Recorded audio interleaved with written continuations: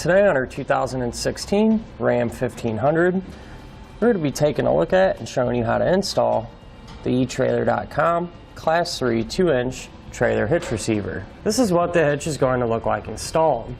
Now what I really like about it is how concealed it is. The only thing you're going to see is the safety chain loops and the receiver tube. I also really like the fact that the receiver tube opening just sticks out past the bumper. This is going to give us plenty of clearance for any accessories you might have. That way we don't have to worry about them contacting or interfering with our back bumper. The finish also really impresses me. It's actually a carbide matte black finish, which is going to be great for hiding any nicks or scratches if you do happen to get any. And it's also going to be corrosion resistant. This is a Class 3 hitch, so you're going to have that 2-inch by 2-inch receiver tube opening and a thick reinforced collar for some extra support. Now it does utilize your standard size safety pin hole, which is 5/8. It does not come included with the safety pin, so if you need one, you can find one on etrailer.com.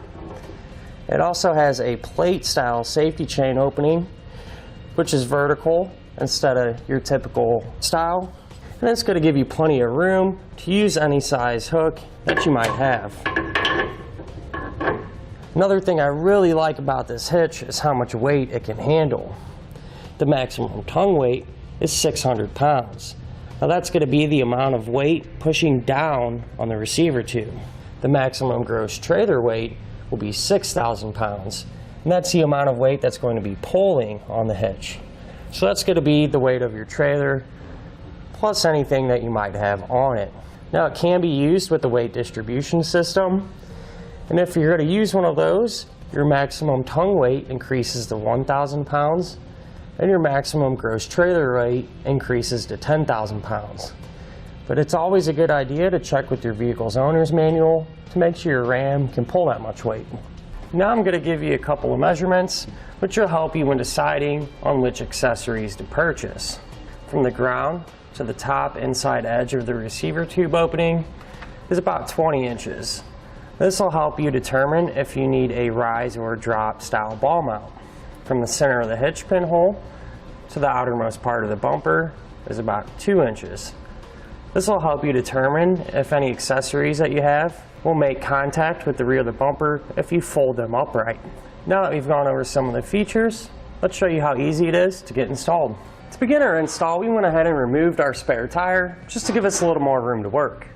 Now we're going to take a flathead, and here in the center of our back bumper, there's going to be this little round cap.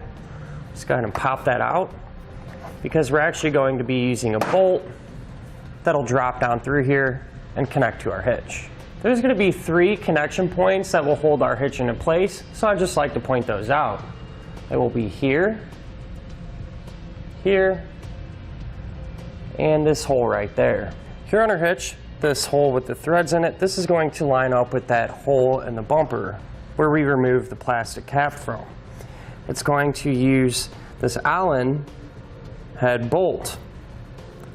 So we'll drop it through the bumper and thread it into the hitch. Now to tighten it up, you are going to need a 1/2-inch hex head socket.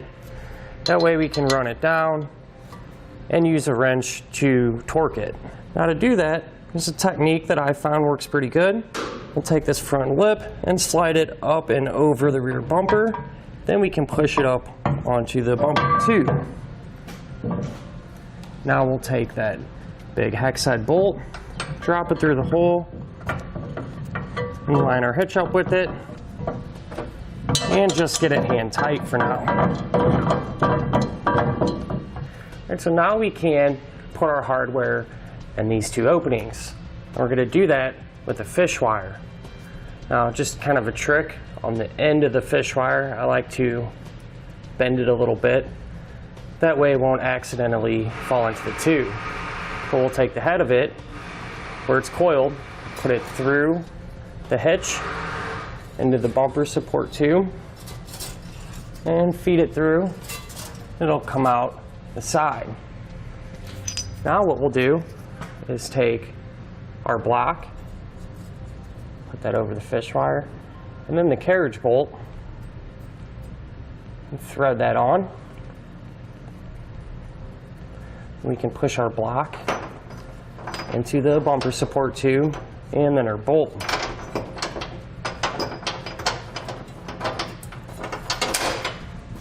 Now we'll pull the other end of the fish wire. Might have to kind of jiggle it around a little bit, and we'll get it pulled through the hitch. Now we're going to do that exact same thing to this hole. All right, so now we can take the fish wire off and put a nut on it. A little trick I like to use is take a flathead screwdriver and put it in the threads of the bolt. That way the bolt will stay in place and not fall back into the tube. Just take your time when you're doing this, because you really don't want that bolt to fall back in. You'll have to spend all that time to fish it back out. Hold it in place.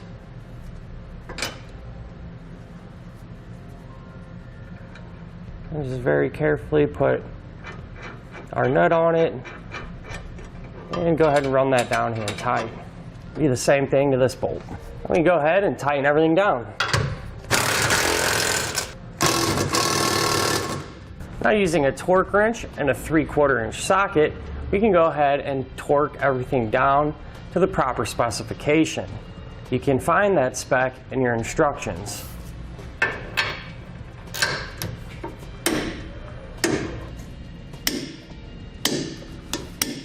And that'll do it for a look at an installation of the etrailer.com Class 3 2-inch trailer hitch receiver on our 2016 Ram 1500.